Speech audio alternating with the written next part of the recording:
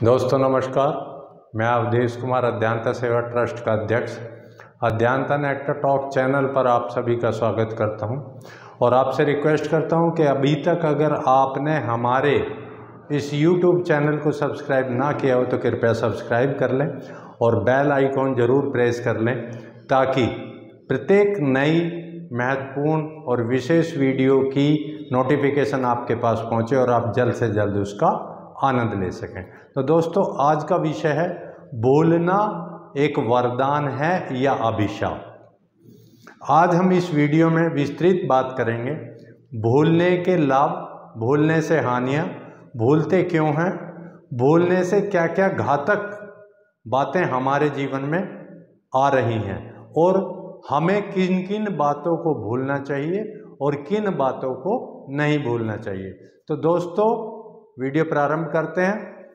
भूलना वैसे तो किसी भी इंसान का एक प्राकृतिक गुण है क्योंकि उसके जीवन में अनेकों घटनाक्रम चलते हैं और मस्तिष्क की भी एक सीमा है। अगर वो प्रत्येक घटना पर कार्य करता रहेगा तो कोई भी इंसान शांति के साथ अपने जीवन को व्यतीत नहीं कर सकता, यानी कि उसके जीवन में अशांति और बेचैनी बढ़ जाएगी। इसलिए महापुरुषों ने और सिद्ध पुरुषों ने कुछ बातों को तो विशेष रूप से कहा है कि वो हमें भूल जानी चाहिए। जैसे किसी इंसान पर किया गया परोपकार हमें भूल जाना चाहिए, दुश्मनी बढ़ाने वाली बातें, या समाज में अगर किसी इंसान से आपकी दुश्मनी है तो उसे भूल जाना चाहिए, और किसी इंसान को दिया गया दान आपको भूल जाना चाहिए।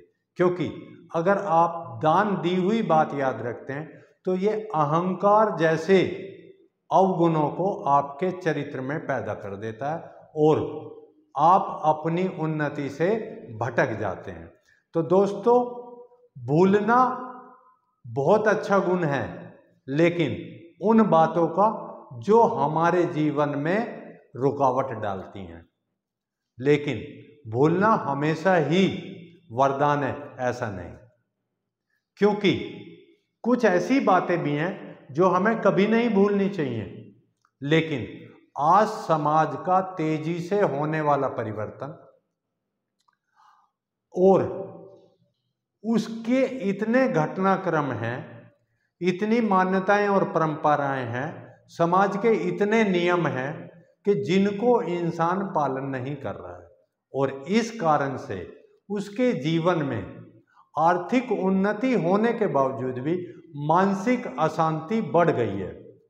क्योंकि आज इंसान सामाजिक नियमों को तोड़कर अकेला खड़ा है।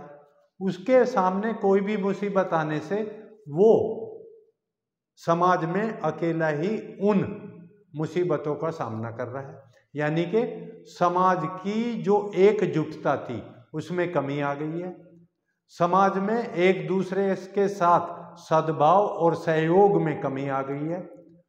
और पहले जो ज्ञानी महापुरुष गुरुजन होते थे उनका आशीर्वाद प्राप्त करना सौभाग्य समझा जाता था, लेकिन इस आधुनिक जीवन शैली में गुरु और शिष्य की परंपरा को झटका लगा है।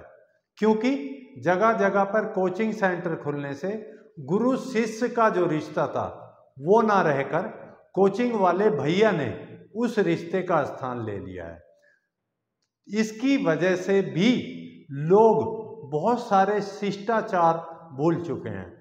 तो मैं आपसे ये कहना चाहूँगा कि हमें हमेशा सामाजिक परंपराओं का पालन करना चाहिए। पहले लोग समाज के प्रति वचनबद्ध होते थे और समाज में कोई भी गलत कार्य करने से डरते थे। इसी कारण से समाज की बहुत उन्नति होती थी।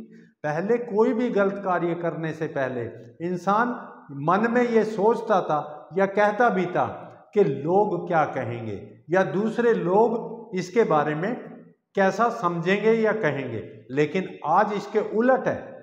आदमी कहते हैं मैं किसी की परवाह क्यों करूं, मैं स्वतंत्र हूं, मैं किसी का दिया नहीं खाता, मेरे पास सब कुछ है। और इसी कारण वह सामाजिक जो नियम है या जो समाज ने समाज की उन्नति हेतु या समाज की प्रगति हेतु जो नियम बनाए वो इंसानों ने स्वयं ही तोड़ दिए, जिसके कारण अत्याचार बढ़ा है, अनाचार बढ़ा है, लोगों में क्रोध बढ़ा है, लोगों में असहयोग की भावना बढ़ी है और लोग एक दूसरे से अंदरूनी तौर पे बहुत ज़्यादा दुश्मनी जैसा व्यवहार करते हैं। तो दोस्तों अंत में मैं सिर्फ इतना ही कहूँगा कि हमें वो सभी बातें याद रखनी है जिनसे समाज की उन्नति होती है, जिससे हमारे बड़ों की, हमारे परिवार की, हमारे गांव की, हमारे स्टेट की, राज्य की और हमारे देश की उन्नति होती है।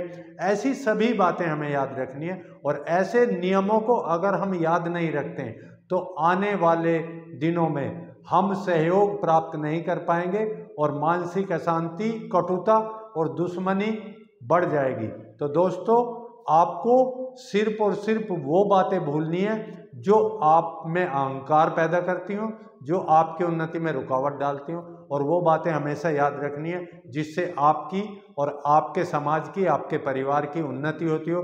Thank you very much. Comments box में ज़रूर बताइए आपको वीडियो कैसी लगी। लाइक, कमेंट एंड शेयर करना ना भूलें। जय हिंद, जय भारत, जय अज्ञानता।